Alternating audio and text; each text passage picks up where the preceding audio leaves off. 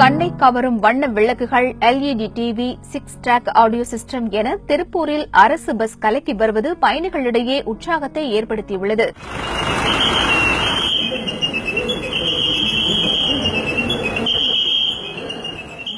அரசு பஸ் என்றால் குப்பை, திறக்க முடியாத ஜன்னல், கிழிந்த இருக்கைகள் என கற்பனை விரியும். ஆனால் அதற்கு மாற்றாக தேவக்கோட்டையிலிருந்து திருப்பூருக்கு வந்து செல்லும் ஒரு அரசு பஸ் தனியார் பஸ்களை மிஞ்சும் வகையில் ஜொலிப்பது ஆச்சரியத்தை ஏற்படுத்தியுள்ளது.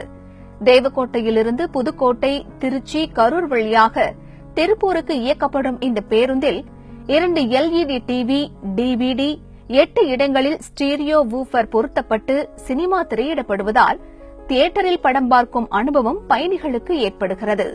முன் கண்ணாடியில் பஸ் புறப்படும் நேரம், சென்றடையும் நேரம் குறிப்பிடப்பட்டுள்ளது.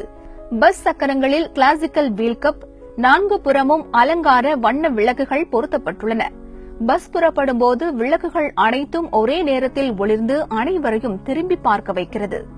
அரசு பஸ் தானே என்று அலட்சியம் காட்டாமல் அக்கறையோடு பஸ்ஸில் இவ்வளவு வசதிகளை செய்து தினமும் பராமரிப்பது வேறு யாருமல்ல, பஸ்ஸில் பணிபுரியும் ஓட்டுநர் மற்றும் நடத்துனர்கள்தான்.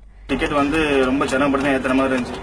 இம்ப்ரூவ்மெண்ட் பண்றது பஸ்ல இம்ப்ரூவ்மெண்ட் என்ன பண்ணலாம்னு வைக்கும்போது சரி வண்டி கொஞ்சம் டெக்கரேஷன் பண்ணி டிவிலாம் வச்சு செட்லாம் வச்சு கொஞ்சம் பண்ணா வசூலாகுமான்னு முயற்சி பண்ணனால நிர்வாகத்துக்கு வசூலாச்சு. 12 ரூபாய்க்கு வந்த வண்டி 18 ரூபாயிலிருந்து 20 ரூபாய்க்கு மேல வண்டி ஓடிக்கிட்டு இருக்கு. இதனால நிர்வாகம் நல்லா இருக்கு, எங்களுக்கும் வேலை வாங்குறதுக்கு ஒரு திருப்தி கிடைக்குது. தேவக்கோட்டை கிளையில் இருந்து இயக்கப்படும் இந்த பஸ்ஸின் ஒரு மார்க்கத்தில் தேவக்கோட்டை முருகேசன், மணப்பாறை ரங்கராஜும், மற்றொரு மார்க்கத்தில் தேவக்கோட்டை கண்ணன், சிவகங்கை பாரதிதாசனும் பணிபுரிகின்றனர். அவர்கள்தான் சம்பளத்தின் ஒரு தொகை மற்றும் ஊக்கத்தொகையை கொண்டு அதிகாரிகளின் அனுமதியோடு பஸ்ஸை அழகுபடுத்தியுள்ளனர். தினமும் பேருந்து நிலையத்தில் பேருந்தை நிறுத்தியவுடன் அதனை சுத்தம் செய்வதாகவும், இவ்வாறு செய்வதால் வேலையில் ஒரு திருப்தி கிடைப்பதாக கூறுகின்றனர்.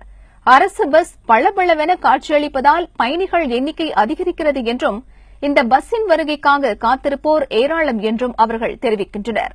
அரசு பேருந்தின் ஓட்டுநர் மற்றும் நடத்துனர்களின் இந்த ஒற்றுமையான செயல்பாடு நிச்சயம் பாராட்டுக்குரியதுதான்.